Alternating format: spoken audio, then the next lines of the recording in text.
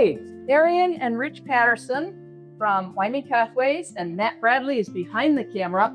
Sean Stokes is with Rodale Institute, and we're here today with, how many did you say? We got 40 Red Rangers joining us today. 4 Red Rangers. Now it's a little different from the Red Ranger, which is different. Red Rangers, what are they? They're pasture meat birds, so they're gonna grow up and become nice meat on our plate here in a couple months. All right, so we're doing this for a reason, and Rich is gonna take over with some questions about what they're doing, why they're doing it, and then we're gonna go out into the field and actually see what's happening there. So, little baby Red Rangers, see you later. Take it away, Rich. Okay, Sean. So these guys left Hoover's Hatchery just 10 days ago, came here. They'll be here for a while. And as soon as we leave here, we're going to go out and see their more permanent home. Yeah. At least until they become fryers. So, Yep. So tell us a little bit about Rodale Midwest and what you're doing here. Well, here we do research and education with organic agriculture. We have a various amount of research trials focused on different cropping systems here that we can do in the Midwest. This one specifically will be looking at the impact of bringing chickens into an orchard system with the chestnut trees that we'll see out there. But we got to start them as babies here in the barn before we move them outside. Okay. And how big will they need to be before you move them and put them on pasture? Well, they're probably going to have to get close to double in size from where they're at now. But, once they're a few weeks to, over a month old, we'll get them out there. And once they're ready to handle the rigors of outdoor life. But in the meantime, they get the comforts of the cardboard box in the barn. And you have all kinds of interesting projects going on here. Is this a place that people are welcome to visit? Absolutely. We're open to the public. We are always hosting farm tours. We have events during the summer. We have a field day coming up in a month. But we're always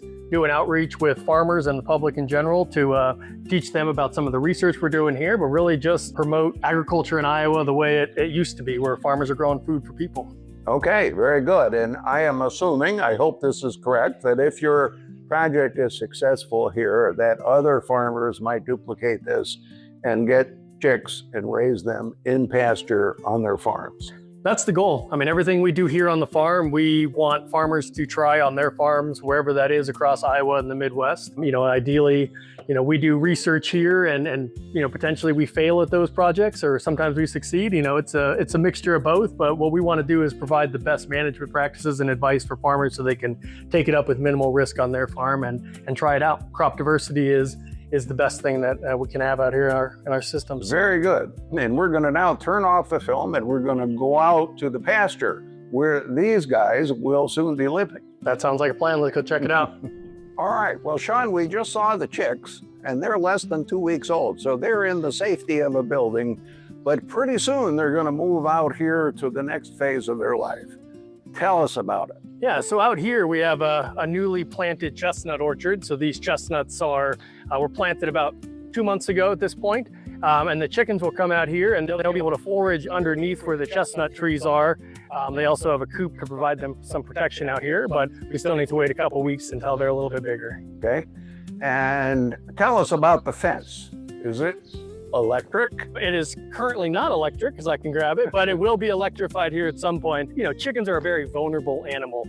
Everything likes to eat chickens, including the raccoons and the foxes and the birds of prey around here.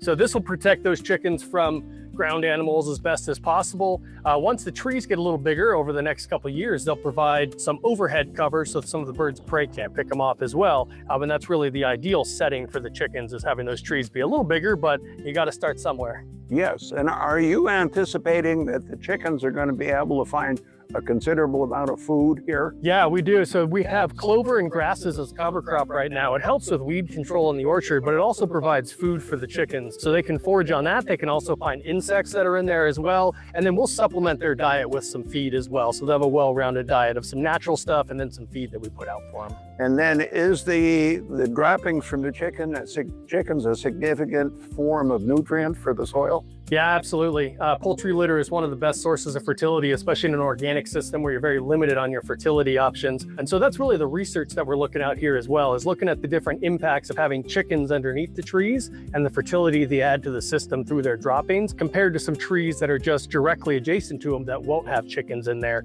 So you can see that's how we've got the fences set up to separate off these rows of trees to look at that. So that area is your control. This year area is the active part of the research. Yeah, so we actually have 8 different rows of trees set up. So 4 of them will have the chickens in them and 4 of them will not. And that's the control. So kind of the standard practice of growing chestnuts or the standard practice plus chickens. And in addition to fertility, the chickens are also providing revenue to the farmer. You know, it takes up to 5 years for chestnuts to actually form on trees. So in the meantime, a farmer can still get value out of the system by raising something like meat birds in there. On the land. On the land, yeah, exactly. How many weeks will it take those little chicks until they're ready for market? I believe the variety we have of with the Red Rangers are about 16 weeks until they're ready for the market. So they'll get big real quick, and then we'll process them at a local processor and have some good pasture-raised chicken. So by the end of the summer, Absolutely. they should be gone. During the height of the growing season here, you'll have chickens on the land.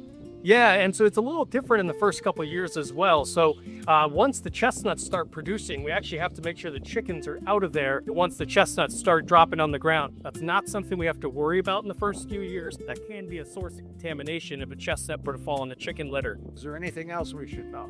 Well, I guess what would be something good to know is that, you know, here at Rodale's Midwest Center, we're just north of Cedar Rapids, we have a wide variety of systems like this. We have different row crop systems and vegetable systems and this orchard system. And really our goal is to do research, but also have education and demonstration. So we're open to the public. We want farmers, we want the community to come up here and just see the diversity that could be happening here in agricultural systems in Iowa. And this is just one example. We can grow so much more than corn and soybeans in this state. And that's really what we want to show people because it's a little oasis of life up here. And we really love sharing that with people.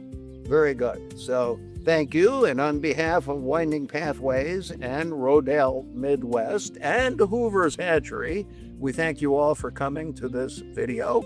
And we invite you to drop by Rodale Midwest sometime and see it in person. Absolutely.